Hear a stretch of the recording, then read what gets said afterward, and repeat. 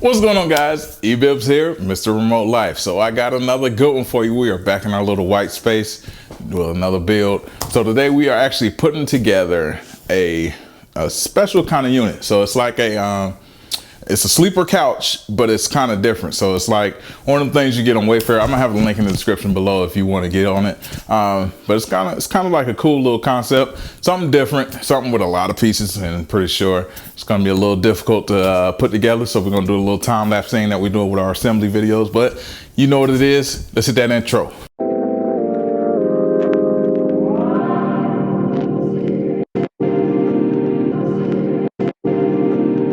All right, guys, you seen that intro. You seen what we're gonna do today. So we were putting together the sleeper sofa. It's gonna be in our little loft space over here in the project house. So let me give some background story on it. We are doing a little more hosting now at the house since we're kind of getting settled in, doing a lot more projects, doing a lot more assemblies. So I need something for little man to hang on while he's up in the loft playing, because we're gonna build this loft out.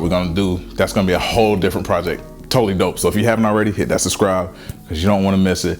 But right now we're going to talk about this sleeper couch because I got a brother. He's about the same height as me, about 6'3", 6'4".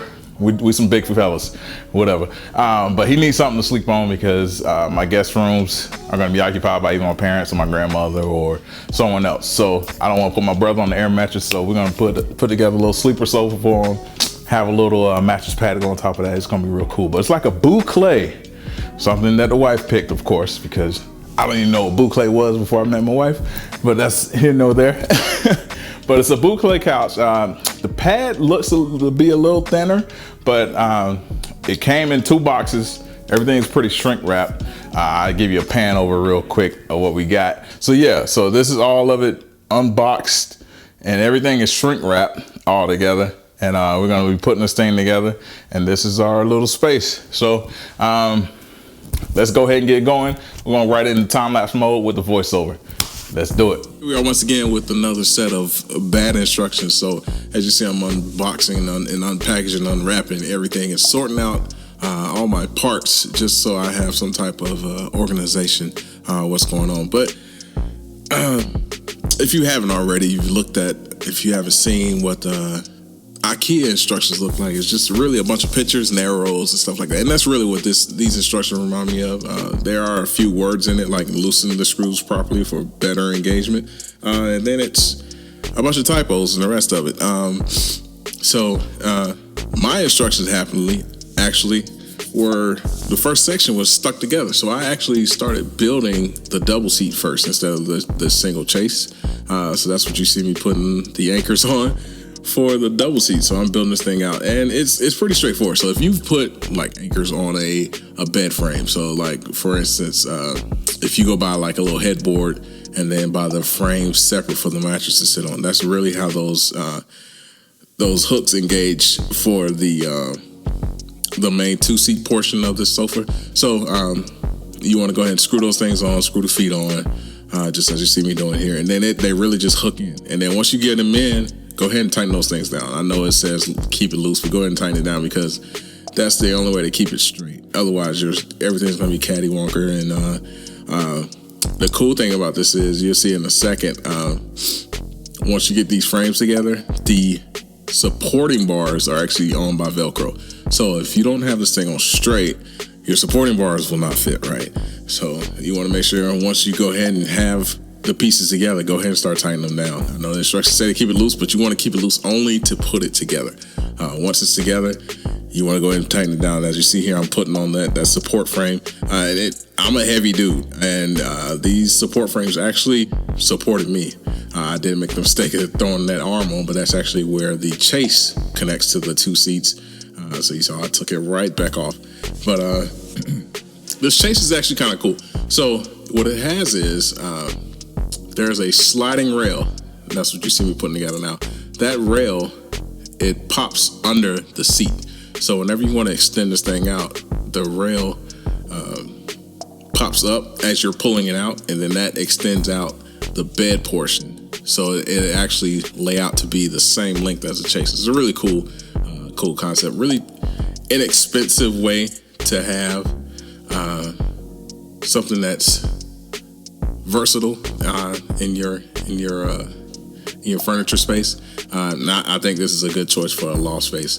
As I did say, the padding on it, and I could tell just from the little man jumping in, I could tell just from the padding that it's not the thickest, so I know it wouldn't be as comfortable. So, but you see how it drops down and then it just folds in. So as you're pulling it out, you pull it up and then it pops up, and then you have just like a level playing field. But if it's not your kit, because my son likes to pull this thing out even when he's playing video games. So he sits on this thing with it pulled out as if it's a whole bed, day bed or whatever. So that's joys of being a kid, you know what I mean? But for most adults, you want to push that thing in, push all of it down, and then sit on it like it's a regular couch, because that's the most comfortable way that I've found it to be. And once again, we're using more of those hooks, and that's we're now working on the chase portion. So like this installation is really pretty straightforward. The instructions aren't the best, so that's why you want to make sure you subscribe to this channel, because we try to make the best of the confusing things. So here we are with the chase build out, and you can tell by the longer pieces that's all part of the chase, right? So once you get it in, just like before, you want to go ahead and tighten those bolts down just to get everything squared up. And then, for instance, like that little black piece I just dropped in there, that's the bottom of the storage. So the chase is actually a storage ottoman.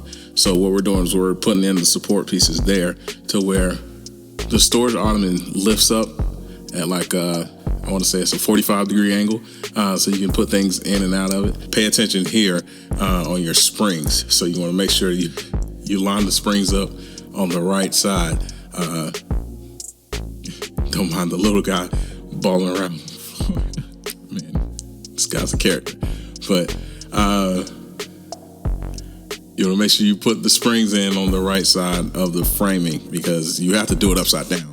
That's the easiest way to do it, but sometimes you can confuse yourself when you're doing it upside down. Make sure that the spring is on the inside, not on the outside of the frame, and then you'll be pretty good with that, and you won't have any binding issues or anything like that, or rubbing.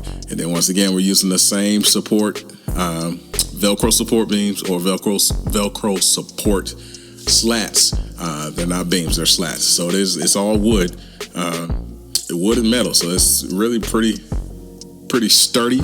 Like I said, I'm a big guy, you can see in the picture, but it holds me up very well.